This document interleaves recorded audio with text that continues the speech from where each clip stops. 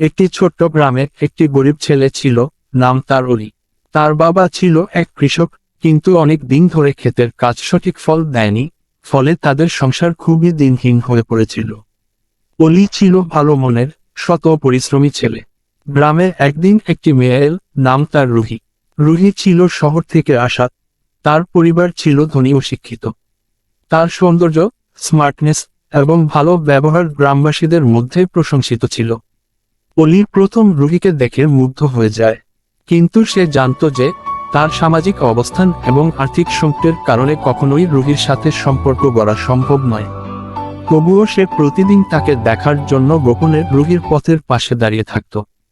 একদিন রুহি অলিকে দেখতে পায় এবং তার দিকে এগিয়ে আসে। অলি অবাক হয়ে যায়, ভাবতে থাকে, এত বড় মেয়ে আমাকে কিভাবে দেখবে। কিন্তু রুহি তাকে বিনয়ের সাথে কথা বলে। রুহি জানত অলি এক খুব সৎ ছেলে এবং তার মধ্যে এক ধরনের স্নেহভরা গুণ রয়েছে। দিনে দিনে তারা আরো ঘনিষ্ঠ হয়ে ওঠে। যদিও অলি জানত তার প্রেমিক হওয়ার কোনো সম্ভাবনা নেই, তবুও সে রুহির সাথে সময় কাটাতে থাকল। একদিন রুহি অলি থেকে জানতে চাইল, তুমি আমার সাথে বন্ধু হতে চাও না? অলি অবাক হয়ে বলল, তুমি যদি জানো, আমি কি তোমার বন্ধু হতে পারবো? রুহি হাসল এবং বলল, তোমার হৃদয় বড়, আর তা দিয়ে আমি তোমাকে সত্যিই বুঝতে পারি। তুমি আমার বন্ধু হতে পারবে, আমি চাই তুমি আমার পাশে থাকো। এভাবেই তাদের বন্ধুত্ব শুরু হয়।